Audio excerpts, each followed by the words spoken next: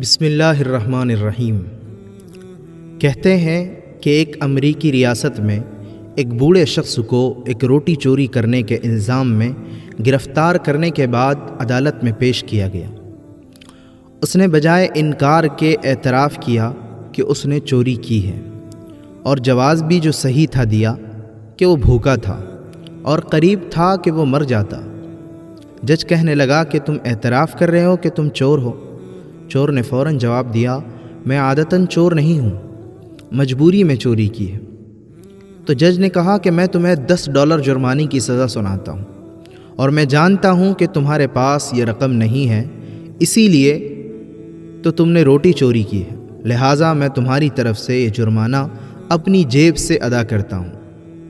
مجمع پر سناٹا چھا جاتا ہے اور لوگ دیکھتے ہیں کہ جج اپنی جیب سے $10 نکالتا ہے اور اس بوڑھے شخص کی طرف سے یہ رقم قومی خزانے میں جمع کرنے کا حکم دیتا ہے۔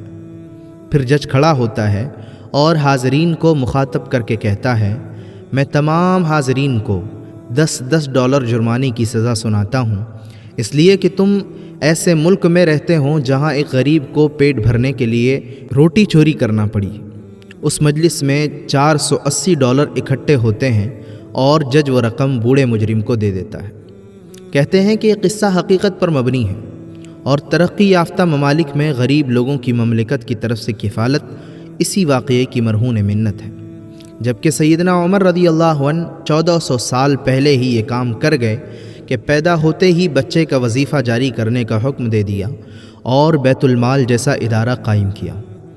مگر آج ہم مسلمان مسالک میں بٹ کر اپنے اپنے مسلک کو صحیح ثابت کرنے کے لیے کبھی جلسہ جلوس و روشنی پر لاکھوں خرچ کرتے ہیں، وہیں واعظ و اصلاحی پیغام عوام الناس تک پہنچانے کے لیے ہزاروں روپیہ صرف کرتے ہیں، لیکن پورے ملک میں نہ صحیح اپنے اپنے علاقے میں ہی بیت المال جیسا ادارہ قائم کر کے مسلم غرباء اور مساجد کے امام و مؤذن حضرات کی خدمت کرنے کے بارے میں کوئی نہیں سوچتا، بلکہ مؤذن و امام کا تو خون چوسنے کے ساتھ ساتھ تان و تشنیع سے بھی نوازا جاتا ہے۔